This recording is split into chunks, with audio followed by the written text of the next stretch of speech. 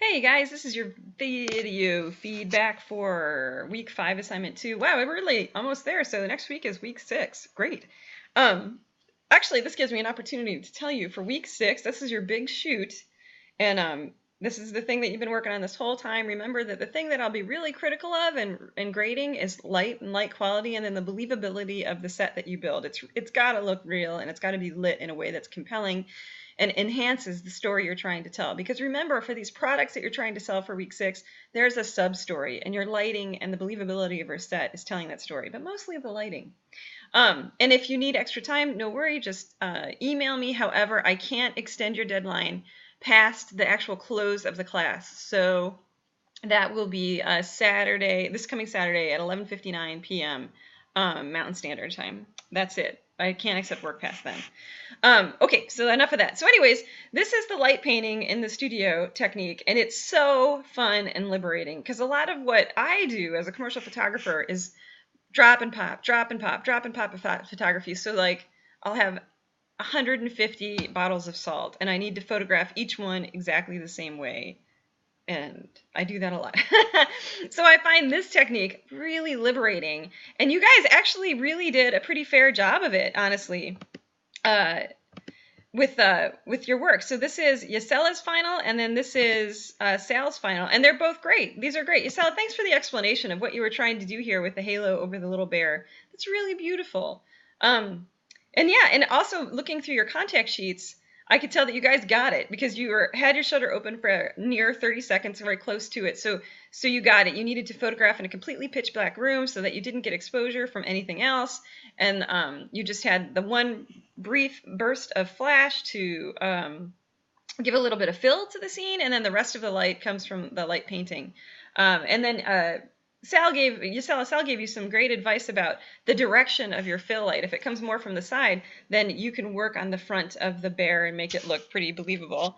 And then let me open this up a little bit. There we go. Sal, this is nice too. You've got the primary lighting here on the camera right of the Stormtrooper helmet is coming from the fill, I think, the flash, because that's where it was positioned in your lighting setup. But then you've got this nice rim light all the way around.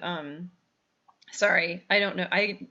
One, I never remember nouns to begin with, and two, I've only watched the newer Star Wars like one each, so I don't know what this thing is called. And if it's not even in the newer Star Wars, I apologize.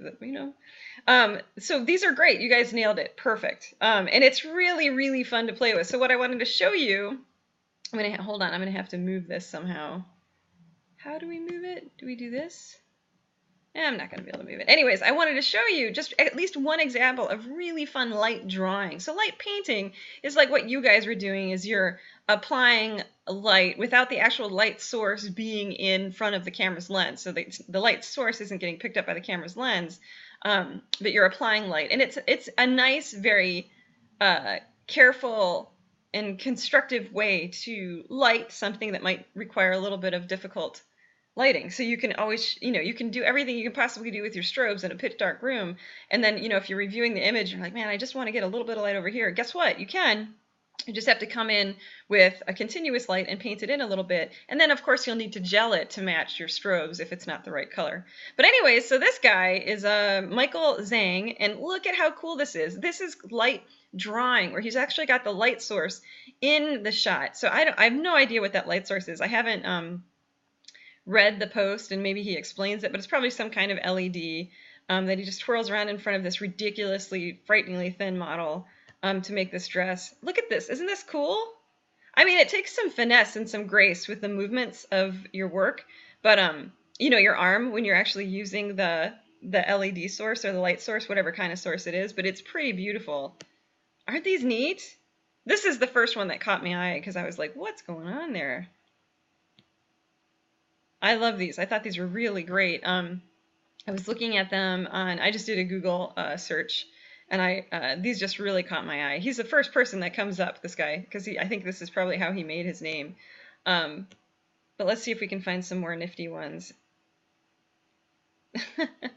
Yeah. Ooh, look at this. This isn't studio photography, but it sure does look cool. Look at that. Wow. That is neat. Let's look at this one. Yeah, so Google is calling this light painting, but it's light drawing when you've actually got the light source in the shot. It's pretty neat, right? I like these. I don't know how you would do that one. That one, I have no idea. Like these perfect circles, I find they must be like fire. Oh, I do know how you get that because if it's an LED, if it's an LED like on a strip, it actually flashes really quick. Ah, because I was doing this in a ground class, and I just had this isn't what you're looking at here is not it's not a string of Christmas lights, but it would work the same way if it's like a strip of LED lights on some kind of design sort of thing. It flashes really quick, so if you spin it in a circle, the camera will pick up that really quick flash. You should try this. Like take some LED Christmas lights with a long shutter speed and just swing them in front of your camera, and you'll see a rhythmic burst of light coming out of the LEDs. It's really really neat. But anyhow, I want to sound enthusiastic because I am enthusiastic about this technique. I mean, I think it's liberating, especially to the commercial photographer who's oftentimes just listening to clients and filling out orders with light. And arrangement and composition and everything, you're just really doing you have, it's a grace and a craft to be able to listen to the client's desires and then do what they want in the studio. But it's also like just a very high form of doing what you're told.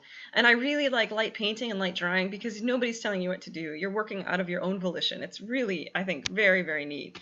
And I like it a lot.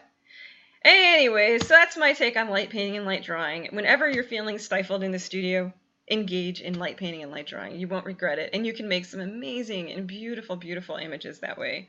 I think tonight I know tonight is my last meeting for one of my ground classes. And I think I'm going to, just for fun, I think I'm going to have them engage in a light painting and light drawing exercise in the studio just for fun because it's just so rewarding. Yeah, these are LEDs with that quick flash of light. Anyhow, I'm really looking forward to seeing your work in week 6. Hopefully you guys are putting a lot of energy and mental effort into this so that everything plays out for you. Again, if you're going to need any kind of extension, just shoot me an email. No worries, not a problem. There's only 2 of you, so I wouldn't worry about it. And I'm looking forward to it. Okay, thanks, guys.